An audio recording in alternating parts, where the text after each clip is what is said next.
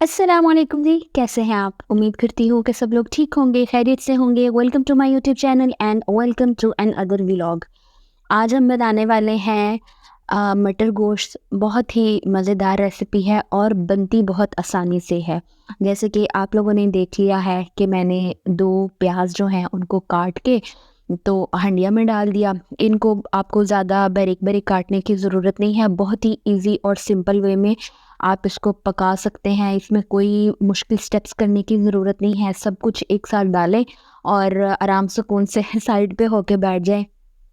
खाना 5 मिनट में तैयार हो जाएगा। तो यहाँ पे मैंने ऐड कर दिए हैं जी प्याज़ और मैंने गोश्त भी ऐड कर दिया है। इसमें मैंने 2 टमाटर डाल दिए हैं।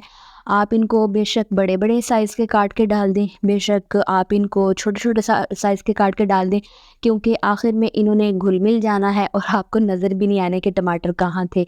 सेम मैंने किया है कि मैंने जो लहसुन है उसको भी एज़ इट इज़ डाल दिया है और उसमें मैंने डाल दिया है जी हस्बे ज़रूरत पानी। आपने देख लेना है कि आपका गोश्त किस हिसाब से है, कितने पानी में गोश्त गलता है। हर इंसान की अपनी मेजरमेंट्स होती हैं, उसके हिसाब से आपने पानी डाल देना है।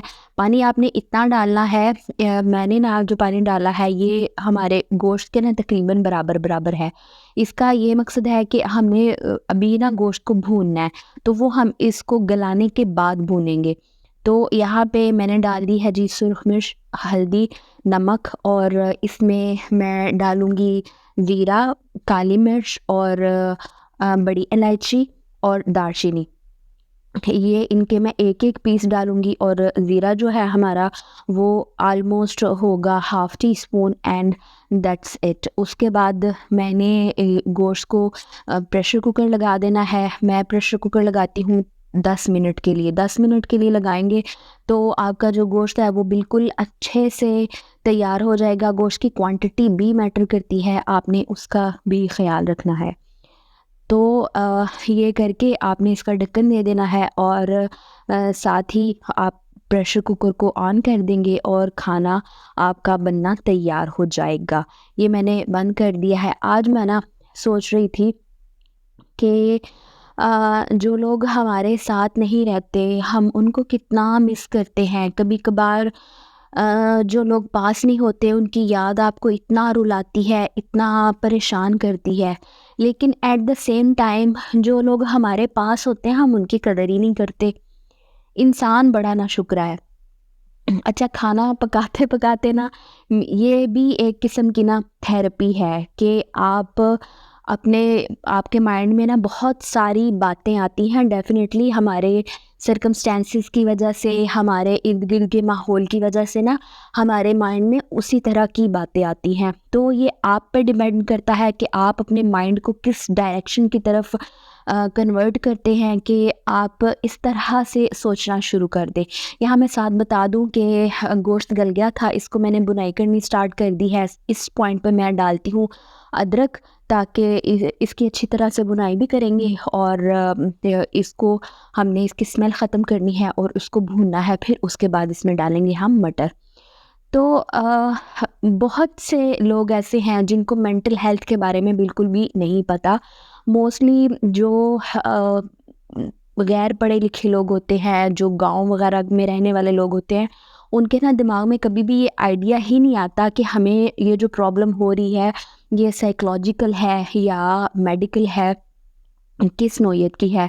और जब मेडिकली इनको कोई प्रॉब्लम समझ में नहीं आती ना, तो वो उसका दम दरूद की तरफ जाना स्टार्ट कर देते हैं, अजीबो-गरीब बाबों के पास चले जाते हैं और वहाँ से हमारी जो मेंटल हेल्थ है ना, वो ठीक होने की बजाय मज़ीद बिगड़ती है, ठीक है?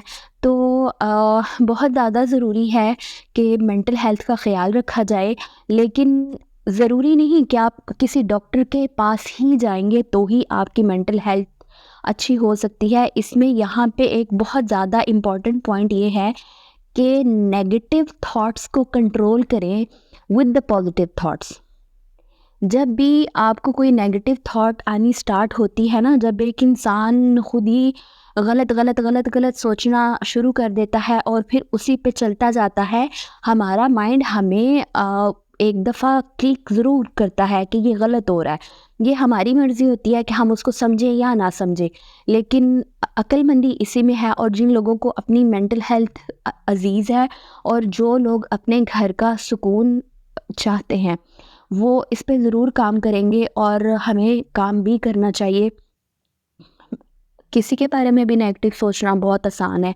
बहुत आसान है कि आप किसी के बारे में नेगेटिव सोचें, फिर उस नेगेटिविटी को बढ़ाते-बढ़ाते नफ़रत, अजीब, हसद और सब, इन चीज़ों में इतनी एफ़र्ट जाती है ना इंसान की, आपकी सोच है, मोहब्बत में इतनी एफ़र्ट नहीं जाती जितनी नेगेटिविटी में एफ़र्ट जाती है। आप हर वक़्त दूसरों के बारे में गलत सोचने में मसरूफ़ हैं और फिर उसी तरह के आपके माइंड में वसवसे आते हैं। आपको यूँ लगता है कि हाँ, फलाना तो इस टाइम बैठ के मेरे ही बारे में बात कर रहा होगा।